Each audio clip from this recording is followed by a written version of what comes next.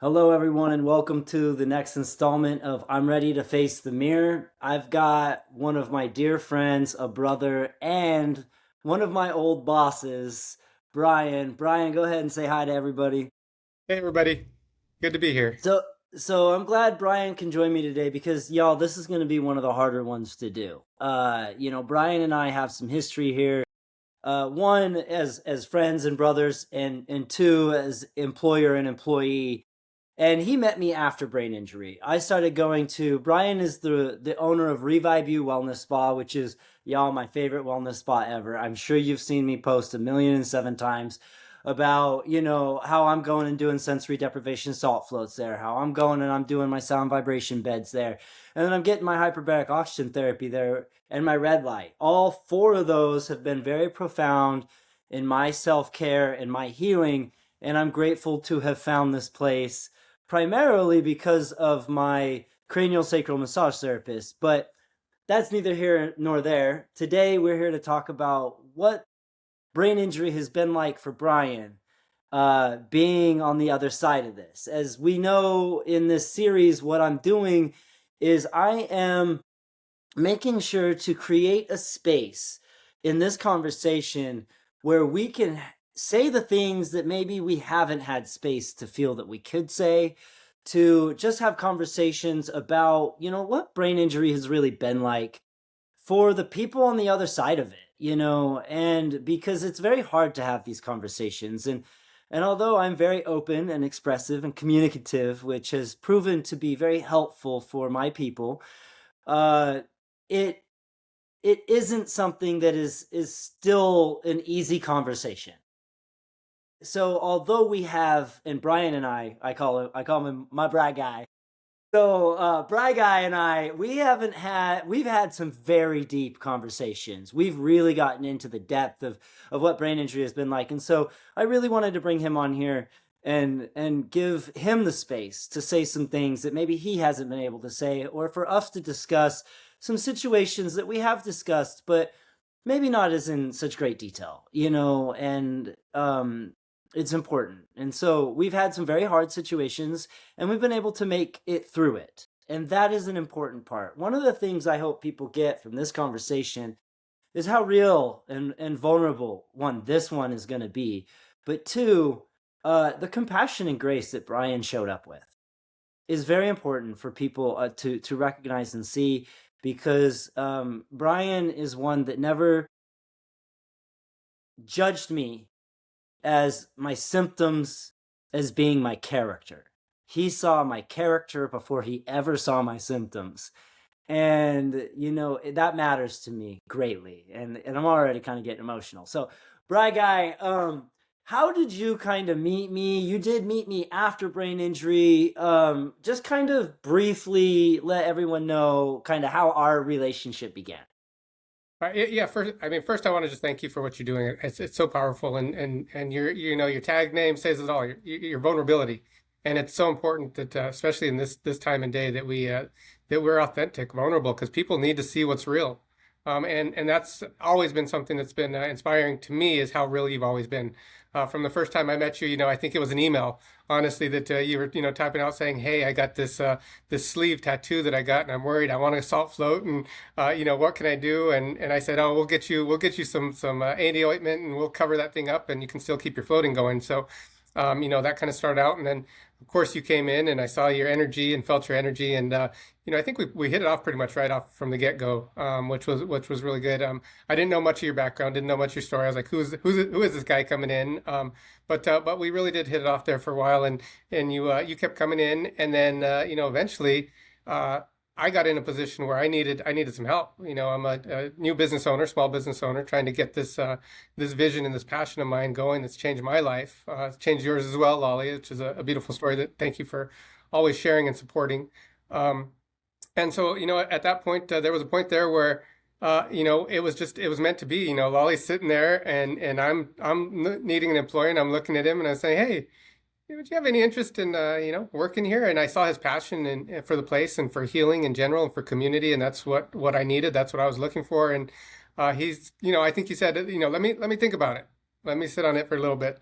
But it came back, and it was really divine timing, because you were in a position where you needed the job, and I needed the help, and from there it was a relationship that continued to grow, and a love that is really like no other, very unique, right? In our experience together, and as I learned more about you, and you learned about me, and we coincided together, worked together.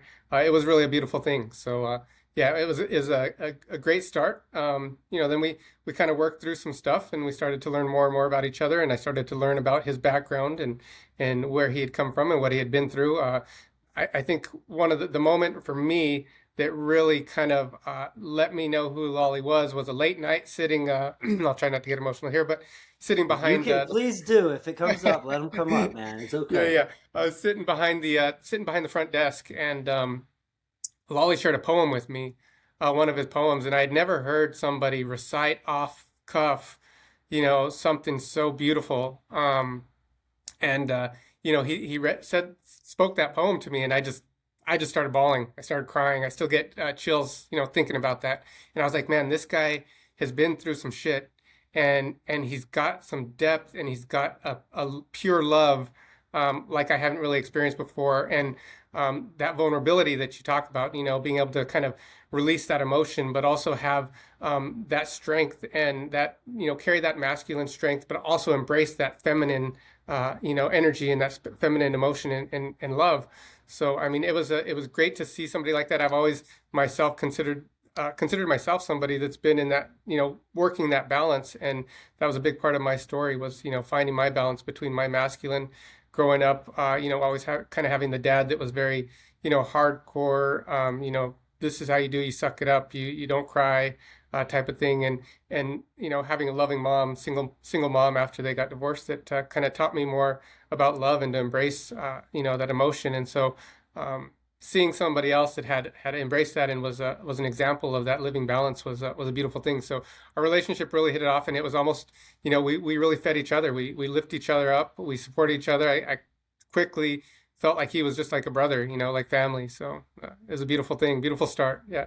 We hit it off quick, man. I mean, for sending that email because I had stopped coming there, and in that time frame you had bought the business. And Correct. so I had emailed and was like, hey, I've got this sleeve and I'm concerned because, as you can see, the colors, I didn't want it to, you know have any impact on it. And you were just very accommodating from the beginning. And the beautiful part is, and thank you for discussing and expressing, the balance of how much I really work, and how much I work on myself, to stay balanced and to stay regulated, and the many levels of intention that I do, I engage with that. And so thank you for that. Like, that really does mean a lot to me. And I hope that more men can see the need to access their feminine, to be more vulnerable, that we don't have to be that strong person like that we get to be a human being. And that's always been the reflection that comes back to me from other people, is that me just being my authentic, vulnerable self gives people the permission to be themselves. Yeah. And so I'm grateful for that. But I think that is the you and strength, I, right? That is the strength, right? That emotional side, and embracing that is a strength. I mean, that's one of the biggest strengths, I think, that a man can, take on, is being vulnerable like that. That is a huge strength, and I think we overlook that sometimes. We think strong has to be, not crying, being physically strong, or being the leader that's telling everybody how to do things, what to do, and that's all fine and good. But yeah, that vulnerability and showing that emotion, that is true strength. the level of strength, courage, and bravery it takes to say, help, I'm broken, I'm weak, I need help, right? That is a profound moment for anyone to do. That's not weakness, Right. that's Absolutely. strength. And Absolutely. so, we've gone through the trenches as we've built Revive You. I was a big part of helping build Revive You. And I stepped up as the event coordinator, and I had a lot of event background. Bryan didn't know what he had when I he didn't offered know. me the Yeah. job. He didn't know my background. and Yeah, it's a great and thing. Yeah, and I have an extensive background in event planning and some and just peopling. Like I'm very good at networking. I've got a great network. And he did mention that it was divine timing. So I want to share with you where I was at in my journey when I met you was that, I had just got this tattoo and I was about to go through a divorce. I was really, struggling with where I was at in my marriage and what I was doing with my jobs. And I had started coming to Revive You and the to do salt floats because I was working a tire supply job that was killing me. And I needed to rest before I came home because my TBI rage was becoming such an issue that working out in the field and then coming home, I was so depleted from rush hour driving and that I would come and I'd float to rest and kind of not be in rush hour driving and I was really in this place of self-regulation and this place of self-discovery and this spiritual awakening. My body had started doing these contortions and I was really going through a lot in my life. And so, I was trying to reclaim my life. I was stepping back out into the community and sharing poetry again for the first time after 5 years and being an event organizer again and hosting my poetry open mics and you know that day you offered me the job was very divine. My dog had just died. Yeah, the day before, I had just canceled my open mic, which I had just put a watch on and told the universe or God, whatever it is people believe in, that, I think that you're telling me I shouldn't be doing this anymore. And then my pup, after 13 years, passed away. And so I came to do some meditation and to take care of myself and to salt float, sound vibration bed, to give myself the space to find clarity for self, to find healing for self. And that was the day you offered me a job. I had come in and I'm driving in and I'm really big on angel numbers and I see 444 3 times and 555 once and I get off the sound vibration bed and I look at my phone and it's 5:55 and so I'm like here I am again seeing more angel numbers. Hmm. And I walk out and I get offered a job in between going into my salt float just because we had a nice brief conversation. And we Yeah. had kind of talked about that a little bit before. And the way I work is, before I make any life decisions, I meditate on it and I ask my spirit if it works for me. And, I very much looked at you and said, I think you just might have got me, but I do need to sit on this and meditate. But I knew. And so I went into the salt float and I meditated and I slept on it and I called you the next day and said, game on, let's go. And, I don't regret it. I don't regret it at all. It was one beautiful decision that I made, and it really I grew in some tremendous ways working with and for you. So thank Yeah. you. Yeah. And I And, learned a and lot about likewise, right? myself. That's the mirror, right? Because I grew as well. I grew as Yeah, well. well, and that's Those, I talk about how brain injury really does become a mirror for not only for myself but for everyone in my life, because I'm going to show up in certain ways that's going to force you to see yourself. It's going to force you to face your traumas. It's going to force you to face your limiting beliefs, just like it's forcing me to face my traumas and it's forcing me to face my limiting beliefs. And so, we got into the business building side of this and we really started to build this business and we started to get a lot of momentum. And it was really cool to experience, right? yeah, for sure. And, we started building not just as employee and employer, but as brothers. And, we were spending a lot of time together, Yeah. Yeah. hours and hours of creative thinking and planning and stuff like that. And what would you say? One question before we get into the whole rage part, because this is going to be a big part of the conversation, people. So hold on for this part of the conversation. It's going to be deep and it's going to be powerful. Is because I did rage on Bryan twice, and that was my boss, and that was the first time it came out in public. But before that happened, what was your kind of experience with me, once I stepped up and started taking on more responsibilities and stepping into the employee role and being more involved in your life, where you started to see like the things I was communicating that were issues for me that weren't visible until you Yeah. start interacting with me? Like, Yeah. what did you start noticing, and where did you start seeing the impact of brain injury from, and how it was impacting you or the business or me as an Yeah. employee or Well, I mean, the first thing that I noticed obviously was your love and passion for the community, and that was a missing piece within Revive You. We had, we had the salt floats and the therapies and everything else, but people would just do those, get their healing, they'd be on their way, and there was always a missing component there. And I think when you came in, I knew that I wanted to bring in community somehow. And I didn't know that I just hired like the community guy that's been in this, around this, doing this stuff, when he took over as the events and stuff. It was just like we really did blow up in that sense. The support for the community, bringing people in, it was a very beautiful thing for me to watch and for us to do together, right? We worked on that together. But with that comes a lot of yes, work, comes a lot of time, it comes a lot of organization, stresses of coordinating things, of communicating, and that's where I think I first started to notice, and we kind of talked about certain things where, when communication would start to fall off, or we would have trouble kind of communicating on times when I realized, your battery's low. I started to learn that term. Okay, my battery's low. I just can't, I can't function. And I was, trying to understand, exactly what that meant, and then trying to figure out how do I come alongside you and how do I support that.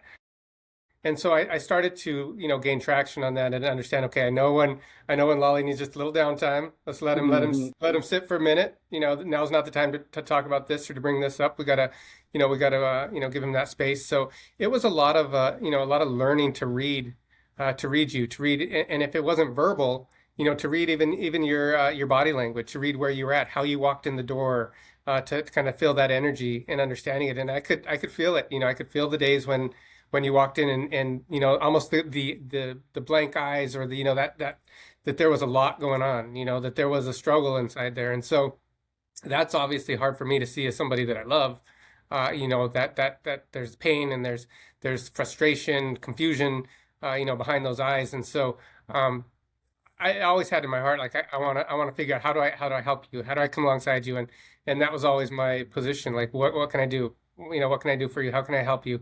And then you were always flipping it back, right? The mirror back on me. I'm here for you, brother. How can I help you? I want to be here for you. But you knew your limits. You knew your boundaries, and that's what I really respected was, you knew the boundaries when you could just set those up and say, hey, I just need some space. I need some time. I'm going through this, or and then that really taught me how to create my own boundaries. And you were big on that. You were big on telling me, I hey, was, Bryan, you yes. got to you got to set your boundaries. You need to draw those lines for yourself, because I am a giver. I am, to my detriment sometimes. I'm continuing to give and give and give, and pouring out of that cup that's already half full or empty.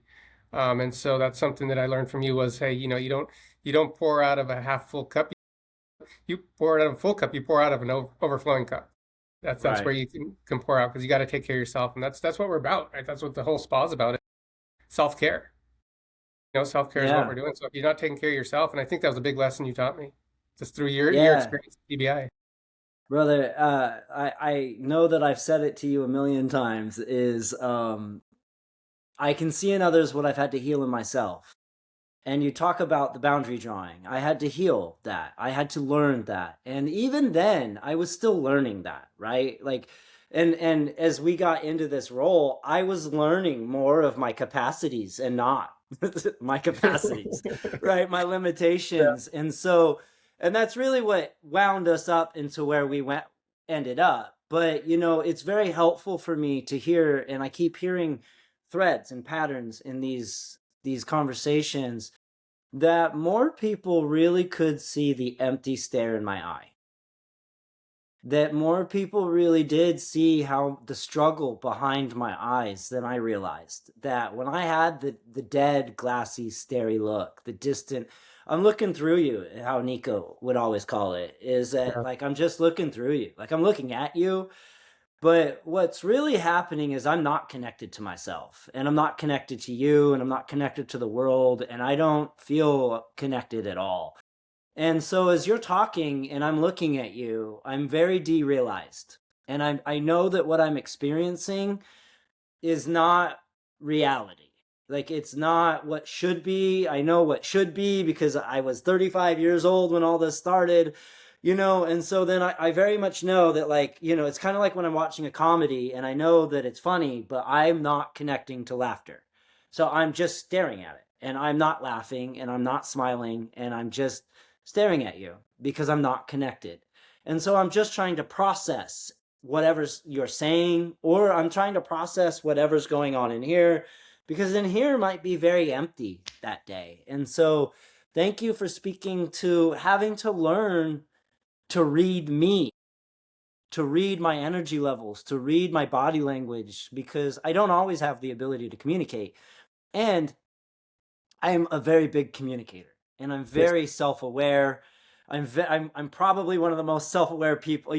Most people in my life are like, Lolly, you're the most self-aware person I've ever met, and so me being as self-aware as I am and the communicator that I am, I don't always catch it. And sometimes I catch it a day or two later, but I do catch it eventually Yeah. for the And I most think part. And I've seen growth in that too. I mean, just since I've known you, right? Which is really beautiful to watch, right? Because it's grown. You've gotten better at it. You've gotten, even more in touch. When you think somebody can't communicate more, yeah, you learn how to communicate more. You can learn how to communicate better. So it's been beautiful to watch that growth for sure. well, thank you for that And in reflection, myself as well. right? I say that as a mirror to myself because I've learned how to communicate better. I've learned how to start to really pay attention to people, to look at them, to feel them, to feel the energy that they're bringing, because that wasn't something that I was used to. I'm an engineer, like 26 years. I came into this the business in this space and just a pure passion and changing my life. And I started meeting all these people that were, living life a little different than I had ever lived. Not a little different, maybe a lot different. So it started to really change me. It started to change how I think. It started to change how how I communicate. And you were, huge factor in that for sure. Huge piece in that growing of for me. So I mean, always will forever be indebted to that and appreciate and respect you for, the love you always offered me and the support that you always gave me as well, even in times when you were struggling, right? I mean, that's the beauty of it. That's what the pure love, right? When you have that there is that unconditional love. Like we're in this, we're in it to win it. We're moving together and we're going to make things happen. That was kind of always how we supported each other and where we're at. And I think that really helped us as we, we'll talk about, I guess, getting into the, some of the rage issues. It kind of We're getting helped. there. Yeah. It kind of helped to get through those tough times. So Well, and I think just, and like, what's really cool to hear is that, just by being myself and speaking about the energies that I feel and the way that I maneuver around them, and just witnessing me do it. You standing next to me and somebody walks in, or I walk in and I look at you and I go, I feel you. yeah. Yeah. Let me give you a hug. And then we Right. both break down and cry because, you can't hide from me, Right. and so, like, it is what it is. And just really being able to recognize the energies that are around us and the energies that people are exuding, and they're communicating to us through these Yeah. energies, through their Yeah. body language, right? And all of those. So I think that's been very impactful. And so, we move on in forward as we're talking about the progression of our relationship and progression of working at Revive You. And I came in, and really what I wanted to do was, and what I really was hoping to do was just kind of be a guy on the front desk, and just have a list of things to do, and just be at a job, because that's where I was at in my job searches. Like, I was having a hard time doing too much at a job. And when I stepped into Revive You and saw where we were at and what we were trying to build and what you were trying to do with events, and me knowing my background and me knowing my community, and really how easy that would be for me to activate. Like, that wasn't going to be a hard thing for me to activate. It was really me putting a video out and saying, hey guys, like, like, I have some space for my people, and I've been a community leader for a long time, so if you want to come on over here, come check it out. And my reputation stands for itself as being the authentic me. And Couple so, weeks later, we got 10, 15 events scheduled. Boom. it really happened very quickly. Quick. and and and and I got very overwhelmed very quickly. because yes, it was natural for me, and yes, it was old habits for me, but I am now, taking on the job of being in the front and taking on the job of having people sit there and talk to me, which became kind of my own issue was that everyone who was coming in wanted counseling lolly and life coach lolly for the next 2 or 3 hours while I was working, and they would just sit and I valued those conversations, and they were very important for me, but they were also draining me, and it was very hard for me to navigate the juggling of all the things that I needed to do. And some of that downtime I needed to get some of the event work done, and stuff like that. So, I started to get more and more stressed out. I started to get more and more pulled in different directions as I had more event practitioners reaching out to me. And Bry Guy has, one expectation or one thought or one thing that we need to work on and fix, like on the website or this or that. And, as we're dealing with more issues in the business, and I'm really becoming more like, working together, like we're really working together on Yeah. building this business. And so it just got to a point for me that I started to recognize that my care wasn't being my care anymore. I was coming in and I was feeling really stressed out. And, I was trying to find what I was feeling and why I was feeling it and how to express it. Hmm. And I was really sitting with myself in a lot of deep meditations trying to figure out where it was, but in the same breath, I was getting too cloudy in here to have clarity because things were getting too confusing and disorienting. And so I started to spiral more and more and more and more. Yeah. And I had really gotten to a place where I recognized that I was becoming unwell, Hmm. that I recognized that I was starting to come into work angry. And that was a place for me that had never generated anger. And I had talked about many times about my TBI rage, many times. And I'm sure you guys were probably like, "Oh yeah, Lolly, like he's the nicest guy. Like he's happy, he's positive, even though he's struggling, he's positive, right?" And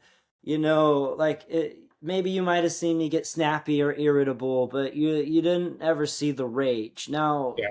I talk about the rage often in my videos, in my TBI survivor experience videos, and I emphasize in those videos, people, I really need you to understand. Like, people, I really need you to understand. Imagine me at my worst. Imagine veins popping out of my neck. Imagine me screaming at you at the top of my lungs. And imagine me saying some very mean and hurtful things.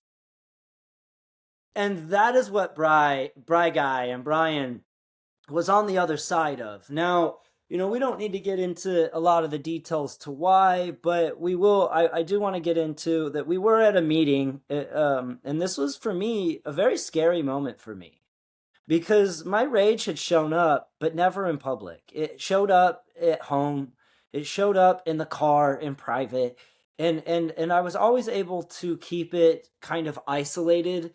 And it would show up at home because my safe space wasn't my safe space, and people were pushing me and they were not honoring my boundaries that I was communicating, and in other regards I just didn't have the capacity to manage myself, let alone anyone else. And so I was having a very hard time in the beginning with the rage. And so at this point in time though, I'm about 5 years in. I've really gotten a better handle on it for the most part. I figured out this brain battery thing. I'm communicating it. And here we are at this meeting. We're discussing some topics that we know I'm not very on board with and I'm pretty upset about. And I'm sitting there and I'm just letting everybody talk because I'm trying not to explode. And we got to a point to where everybody probably really recognized that I was the straw in the camel's back had broken. And I started getting aggressive, and I started getting my tone changed. It was aggressive, my volume raised. I didn't care who was there. Like, Nico's over here like, "Hey dude, bring it down." Like, bring it down, right? Like, you've got a look on your face that like you're like, oh my God, like what is happening? Yeah. And a very concerned look on your face. And the hardest part for me is that I see all of this when it's happening, but I'm really back here and I'm not in here. You're And looking so through it. I'm yelling at myself to stop, but I can't. And so there was a moment in this rage where I ended up coming back to myself more, and I said, I need to get out of here. I need to walk out. I need to take a breath. And I removed myself because I knew where I was at, and I felt myself like the pit bull. I had repeated myself several times at this point, and I knew I was going to continue to repeat myself, and I was latched on like a pit bull. And I've been there many times before, and I know what that feels like, and I know I need to leave because I'm not going to stop, and Yeah. I'm just going to keep hurting people. And so, I could feel it there, brother. I could feel that. I could feel it coming, that emotion that's raw. It it's really is. raw.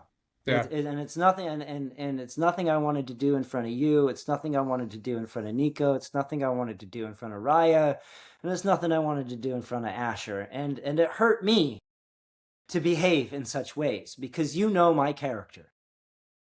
You know that is not how I show up. That is not how I treat people, and I would never want to do that. But yet here I am saying some very hurtful things to you in front of the employees. Yeah. And so I want to give you the space to speak. Yeah. So that, that moment was, for me was, the initial response was shock. I was like, okay, whoa, what just happened? Like, I don't know what, confusion on my part. I didn't understand. I was like, where did this come from? Where does this go? Like, it just was there. And, I'm looking at other people to make sure, is this something like, am I losing something? Did I miss something here? And I'm kind of looking at everybody else's faces, and they're kind of seeing these wide eyes, these big eyes, and they're kind of as shocked as I am at the point. And my natural response is to try to de-escalate and bring things down. But I don't think I've ever, well, I've had a little bit of experience in those situations with family. Won't necessarily get into that necessarily, but it kind of did trigger that back up for me, that feeling of, gosh, this isn't, I'm not going to get through this. I'm not going to get through this person. They're not seeing there's something else going on. There's something, deeper than me being able to kind of ease the situation. That's not going to happen. I don't have control of this. I can't do anything about it.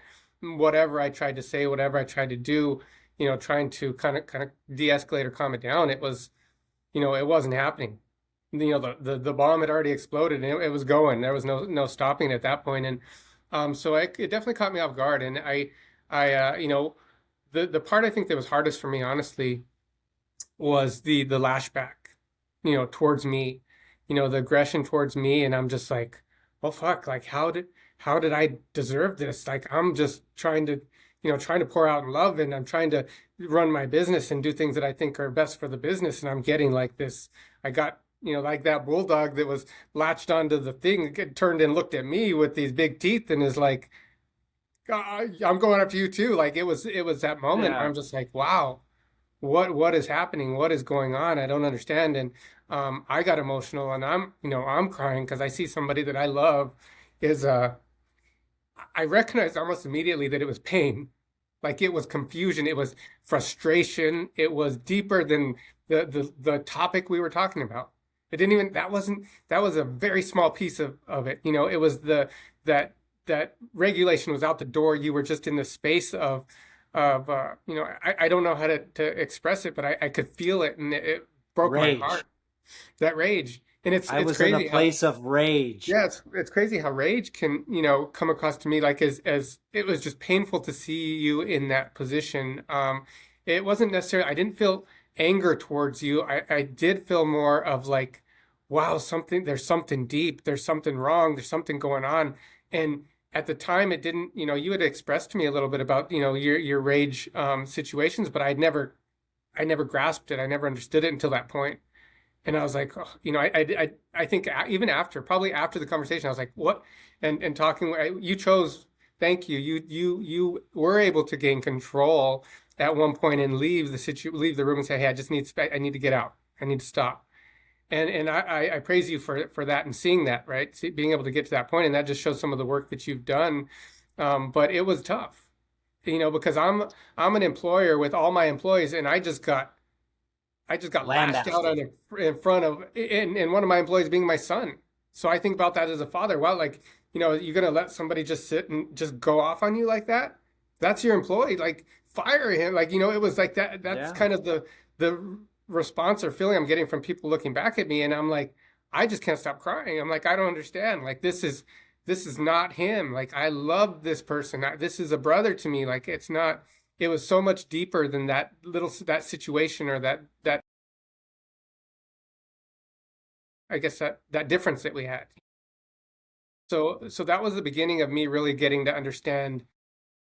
Just when I thought I couldn't go any deeper with Lolly and in our relationship, how we talked and communicated. This was a step, another, honestly, probably a divine step. We needed to go through. We go through these hard times for a reason. We go through these the most difficult times in your life and the biggest struggles and those hardest situations. Those are the situations that define you. Those are the ones that create strength. Those are that give you that mental fortitude, that give you that understanding of life. Because on the other side of it, on the other side of something that's horrific, hard, even sometimes ugly, is beauty. It's like that diamond that's underneath. It's just got all that pressure, and then once it's all cleared, all the shit's cleared. It's beautiful. And I think that really, honestly, in the end, kind of started to strengthen our relationship and to realize, hey, we got to work through these things. I need to be able to try to understand what you're really going through, what you're thinking. When you say your battery is low, hey, it's. I need to be aware of that. I need to slow down. I need to back up. I need to, take some different position than I would with somebody else that doesn't have brain injury. And really understanding that, hey, this shit is real. Like, because it's really hard, and I've struggled with that with, family members that have, fetal alcohol syndrome or TBI from being in combat. Seeing so I had some experience with it, but I didn't really relate to it as much with you because I hadn't experienced it as much with, really with you to that extreme. But it all kind of came full circle, and I began to understand that. It was a learning opportunity for me, a growth opportunity for us in our relationship. Not an easy one, for sure, but we circled back. We circled back and we pulled things, together, and we kind of, continued to try to work through stuff. So, but We did. And I think that, you touched on a couple really powerful things right there, that I want to highlight is one, you recognized the pain. Not a lot of people can see that the rage is a lot of the times fueled by pain. That it's protective. That I'm protecting myself, that whatever is going on inside of me is so great that I have to protect myself, and I'm trying to shut everything the fuck down. Like, I can't do it. This is too much for me. Like, it is gonna, I've got to shut it down. It's like kryptonite. It feels like it's killing me. And so thank you for saying that. And not many people do, because the rage blinds them, because they go into the defense and they're scared, which means that you still felt safe enough with me to see me as me. So thank you for that. yeah, Two, you recognized what I had to teach my father, is that the more you spoke, the worse I got. Hmm. The more you tried to calm me down, the worse I got, because it was more information for me to process, and I wasn't going to process it. I couldn't process it. It didn't matter what you said. I was a pit bull. I couldn't yeah, hear you. And I was going to say whatever I had to say to get off my chest. And the worst part about it is looking at someone in my life when I get into those places and say, I need you to be quiet and back up and let me finish. Which is really saying, I need you to be quiet and let me emotionally abuse you, which is a very terrible thing to explain to somebody. And right? But we're already there, yeah, and I'm gonna do this whether I want to or not. yeah, And so if we want it to end, this is the way it's gonna end, is disengage and let me finish. So that then I can go walk away and I can come back like I did Hmm. and apologize like I did to everyone. Because I think that's also the important part. And like you said, it is a testament of my work. Because in the beginning, I couldn't have walked away. I would have gone off so bad you would have fired me right then. Yeah. Right? Like, and the firing came, everybody. It did come. I did earn it. And I even told him he needed to fire me, but he had already made the decision. But this wasn't the moment he fired me. And this wasn't the moment that it came to the crux. This was the building too. And that really should have, and that really was the moment for me when I started to ask myself, why am I angry at my job? Yeah. And that it had shown up. Like I had already felt some things, I was aware to a degree, but like I was also learning my limitations. And that's what I said earlier in this interview was, like I'm trying new things. Like I'm trying to get out here and do jobs and figure out what I can and what I can't do. And here we are doing event planning. And this is something that I've have a lot of background in. And so there's more default wiring there for me. I'm not having to learn something new. But in some ways I was learning new things. And so and I was just I was learning my limitations on my battery. And I had depleted myself to a point to where I was now going to deal with the consequences that I deserved. And no fault to my own. No fault to my own. It's not that I wasn't doing it's not that I haven't done almost 400 salt floats in the last 3.5 years. It's not that I'm not doing everything that I can to regulate myself. And it's not that I'm not communicating either, right? It's just that I've got to learn it and I've got to figure it out on what I'm experiencing. And it's taking me years. And as I do these, people in my life that were here before or at the beginning, they've watched the years happen. And now that you've been around me for a couple of years, you're watching, like you even mentioned, how much I've grown. Yeah. And Bryan, I can say how much I've grown because you've allowed me to have my care there, Mm. in which I express my gratitude all the time. So, as we move forward in this conversation, that was the first time. And you saw how much that really upset Bryan and I. And, and so, and it took a toll. And, it did start to strengthen our relationship, but first it fractured it. And Yeah. so it had to get fractured before it could, and we have to get uncomfortable to grow. And we have to face the things that are hard. And, this was the moment where, we didn't, pack up our things and turn around and run the other way and avoid it. This was the moment we packed up our things, we looked at each other and we said, "You ready to take the next step forward together?" And we did, Right. right? And we kept working towards that. And then there was a moment, I don't know, probably a couple months later. I think it was, I Mm. didn't last very much longer before, because if I've gotten there, I've gotten there. Mm. And I was actually going to give you my 2 weeks in 2 days. And so I knew that in my head. You were out of town, we got a little situation at work for a moment, and I didn't like the way that it was going down. And I was stressed out at work for the moment. Like it was a very stressful 4 o'clock wave in the middle of having to deal with this. And right after, that wave and everybody left pretty much, you and I got on the phone, and man, if we thought the first rage was bad, the first rage was probably like a 4 out of a 10. Yeah. And this was an 8 out of a 10. Yeah. And I want you to hear that. Mm. It gets worse. Yeah. It gets worse than that. Or it has gotten worse than that. And I mean, and fortunately, they don't show up like that. It's been a long time. It's been a really long time. And that moment really scared me. In the regards of, am I going to be able to stop the rage from being in the public? Because now here I am, I'm working, I'm in the middle of a shift, and I'm raging while people are there. Like while we have customers, and I'm screaming at my boss, who I deeply respect and admire and value as a brother, not just a boss, and these are not behaviors that I would ever do. I'm a professional human being. I show up with professionalism. I show up with compassion and kindness and grace and courtesy and consideration and patience. And this was not, I can't say it's not me, because it is me. That's the shadow that I had to learn to embrace. It's the shadow that I had to learn to love and say, I'm not going to shame you anymore. You get to exist inside of me, and I know you're here. And I know why you're here, to protect me. And so we get on the phone, and bro, I don't even let you talk. I Yeah. didn't even let you talk. And if you did talk, I fucking ripped you up. Yeah. And I ripped you up bad. And I Mm. know I have apologized, and I will apologize again.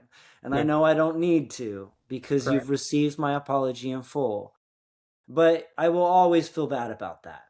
Mm. Regardless of how much compassion and grace I give myself, regardless of how much compassion and grace you give me, I will feel bad that I said a lot of the things in the way that I said it. Because as Nico said, some of it needed to be said. Do not recommend. 10 out of 10, do not recommend. Delivery could have been better, and that's what I love about Nico is, he's honest. He's forthright. And I don't need people to tell me, "Oh, well, it's okay." No, it wasn't okay. What I did was not okay. And, so yeah, walk me Yeah. through that, man. What was that So, like? so I guess, first the situation was tough, right? Because I'm out of town, right? So I'm not physically present there. I'm not there to see and understand what's going on. Miscommunication, kind of happened. We had some misunderstanding, and that was misinterpreted, and I was trying to communicate while I'm doing something else while I'm working, and it's kind of over text, and I'm like, I'm not understanding what's happening. The it's just falling apart kind of right out the get go, and I can feel something's wrong. Something's going south, and I'm like, hey, just let's get on the phone. Call me. I'm gonna get back to the hotel. Let's talk about this. Figure it out. And wow, when I picked up that phone, it was like game on. I mean, like when Lolly says he didn't give me opportunity to speak, it was like it was right out the get go. It wasn't really like a hi, how you doing, what's going on. It was like a boom. It was attack. And for me, that was that was really tough to handle because it's like somebody that you love and that has been in your life for a long time, and you've shared your everything about yourself with. He knew my insides and outs. Is I felt like I was being betrayed, almost like any little thing that I had voiced to him that I struggled with personally was just turned back and used like a knife that's sticking in my back, Okay. sticking in my heart, a weapon. I felt like, how could you do that to me? How could you say those things to me when, I'm telling you, I've been vulnerable with you and expressed like my weaknesses with you, and then you took those weaknesses and you just lashed on me and attacked me with them, and I was just like, I don't understand what's going on, what is happening, and it was just it was heartbreaking for me, honestly, and it took a lot of time. I spent that night. I was out at the beach probably till 3 in the morning, sitting on the beach, just confused, not sure what to do, trying to understand how, did I do something wrong? And don't get me wrong, a lot of the things that came up, the points were valid in some sense, and in my lack and my weakness as or misunderstanding as a leader, as a business owner, as an employer, things that I needed to work on, things that I had not done well. But it was like Nico said, the delivery, It's terrible. it was just so hard to handle, and there was a lot of personal in there as well that really hurt me.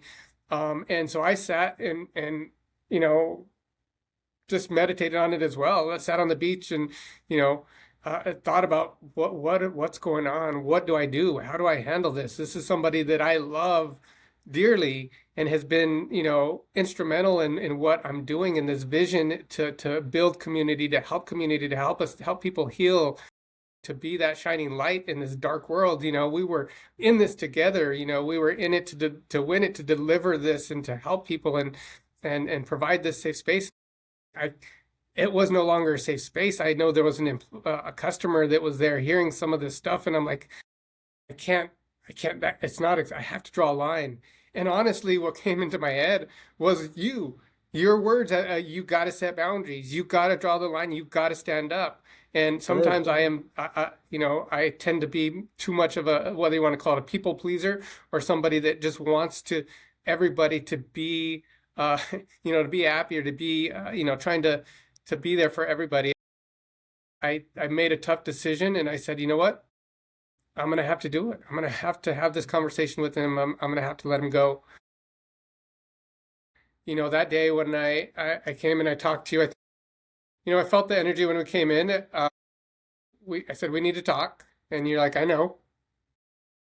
And we, I expressed. I said, hey, this is, just I can't have this. I can't have this in the space. We're a wellness spa. We're bringing an energy here that is loving and open and safe and caring. And I felt like that wasn't it. I felt like it was too much. Like you said, that was the straw that broke the camel's back at that point. And when I mentioned to you, I said, just, this isn't going to work.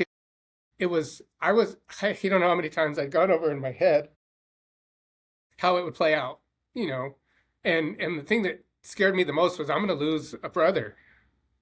I'm going to lose a brother on this. I don't know what's going to happen. And then the other side of it was I don't know if it's going to turn into another lash out. Is it going to turn into another rage scenario? And am I going to what's going to happen? So I have all these thoughts and all these emotions of what's going to happen, and I probably didn't even sleep the night before. I'm in this just a very difficult place, and we had the conversation.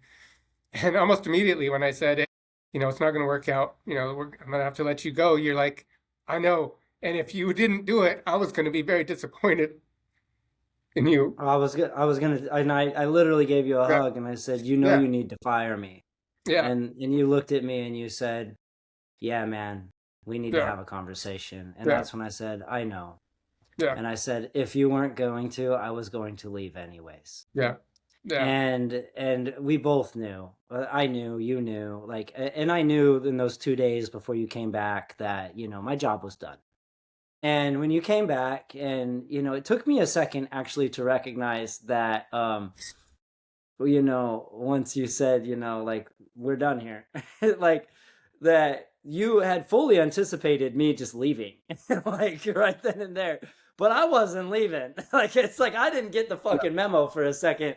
And so, like, I just looked at you and I go, I get the feeling that you were expecting me to leave. And I looked at you and I said, how about we just close it out and finish it with one last day of just working Together. together and Together. making the best of it, Yeah. and I could imagine, and I really could imagine the fear you must have had coming in, that you didn't know if you were going to be safe. And I want you to know that that is a terrible thing for me to feel and hear, and I need to. And that's why we say I'm ready to face the mirror, because I am ready to hear that, because I know those are emotions that you were feeling, that you didn't feel safe physically anymore around me. And that it's not okay, and I always talk about, when we rage, it's not personal. In this situation, it did get very personal. It did. And I always say, don't take it personally. And it would have been impossible for you not to take this personally.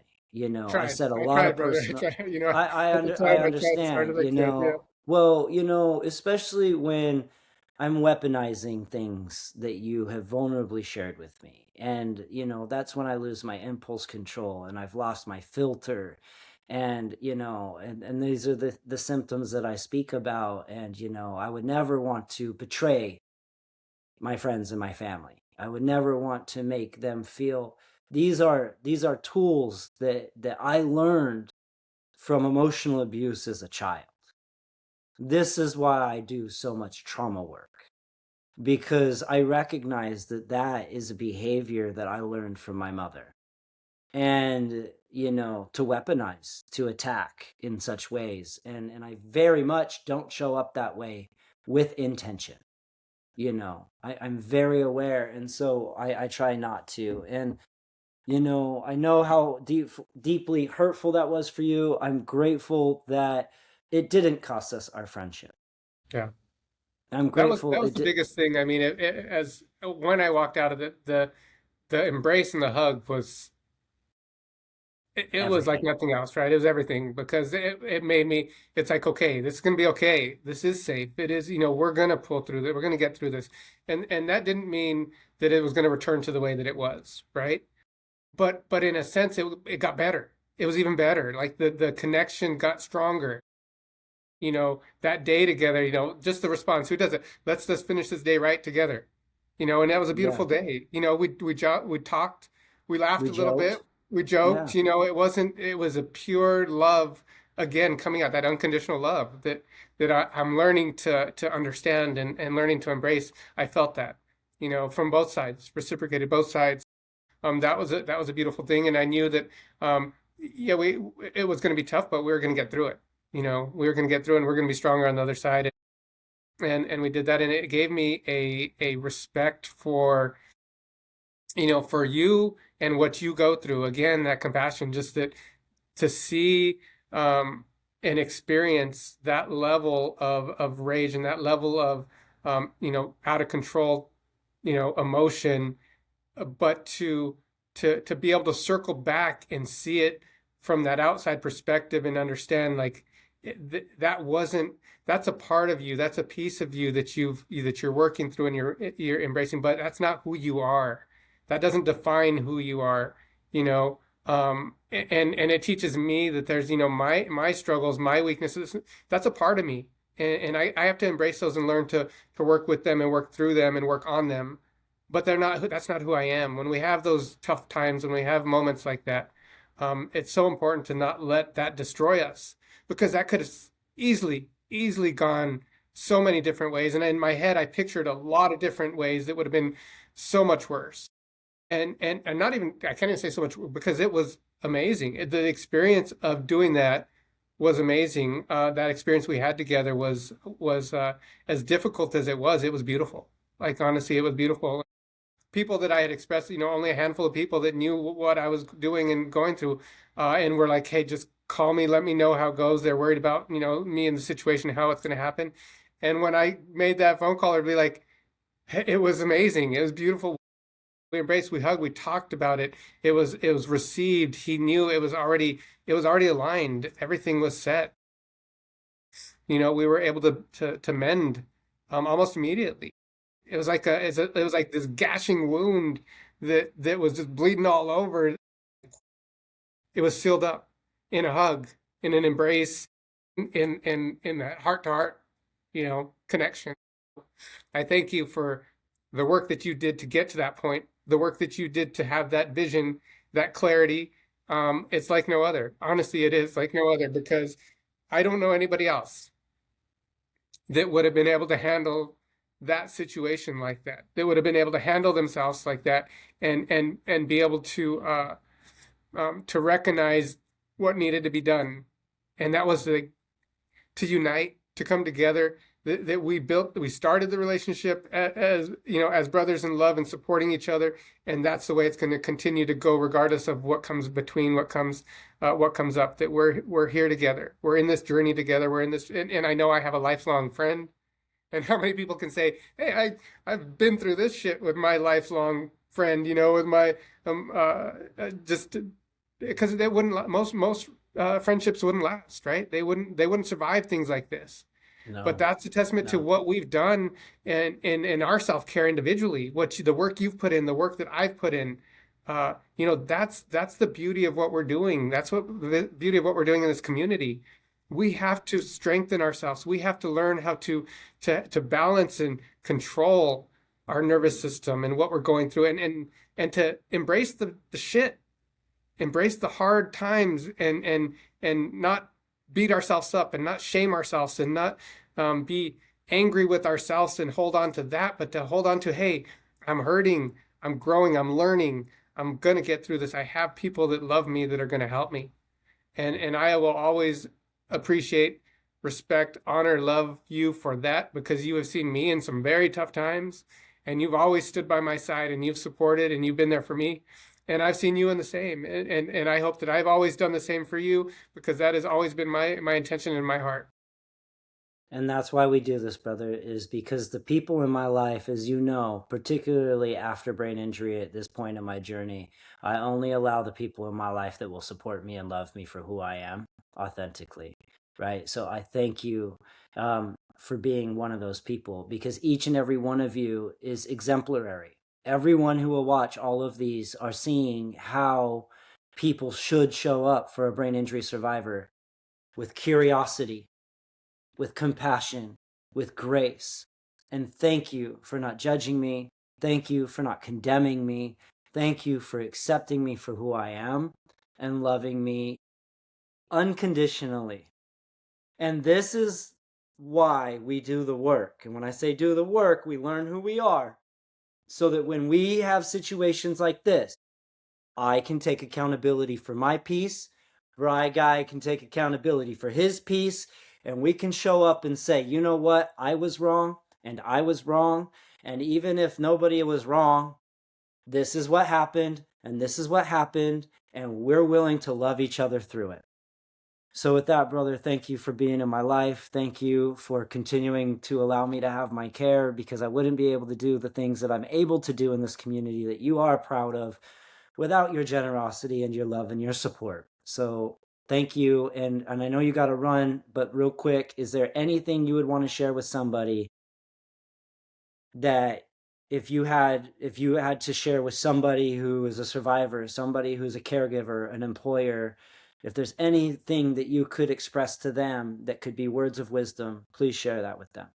Yeah, I think it's really just seeing that person for who you know they are, for the love that they show, for what they bring, and offering grace, knowing that when it falls apart, when they lose that control, when they're struggling, when they're that give grace for that, because it's not coming from an intention of malice or hate or anger or rage. It's just coming from a disconnect. You know, it's not a controlled thing, and understanding that this is not, trying not to take it personal, but instead um, listening to what they need. When Lolly said, hey, when I just kept trying to talk through it and trying to calm him down, realizing that doesn't work in that situation, just loving them where they are, that unconditional love. I think that's what it is, just embracing that unconditional love and providing a safe space for them. You know, I needed to let you go, needed to let you rage, needed to let you let it out. Doesn't mean that I couldn't stop but taking it personally. That was hard for me, but understanding after the fact and seeing that this is not the person, that loves me. This was not, it was a, almost a symptom of what you've been through and your struggle and where you're at. Yeah. And that I didn't need to, that I needed to see it just as that, just as that. It is something. It's not someone. It is something in that person's life that they're working through and that they're struggling with. And I need to, and we need to, as caregivers and people that are loving on people in these situations, is to embrace that and embrace the love that you have for that person. And that means standing by them in the shit, standing by them in the tough times, showing them that you care and that you're okay, that you're safe here, regardless of what you're doing and where it's coming out. It's still a safe place, and I still see you, and I have compassion for you and what you're going through. So, I mean, that's really what it is. Keep on loving, unconditional love, and build all your relationships on that, because we need each other, brother, and I need you, you need me. It's a beautiful relationship, and I know, like I said, lifelong friend. I appreciate what you're doing for the community, and look forward to the way we're going to change this world. And that's why we say it's not personal. I'm not being malicious. I'm not trying to attack you. That's the not personal part. I don't want to do any of it. So thank you. I love you. And I'm going to come and float. So I'll see you in a minute. All right, everybody, you all have a wonderful day. And I hope you enjoyed the conversation with Bryan and I. And may it be a glowing example of compassion and grace. Yeah. Thank you. Love you, bro. Bye. Love you too.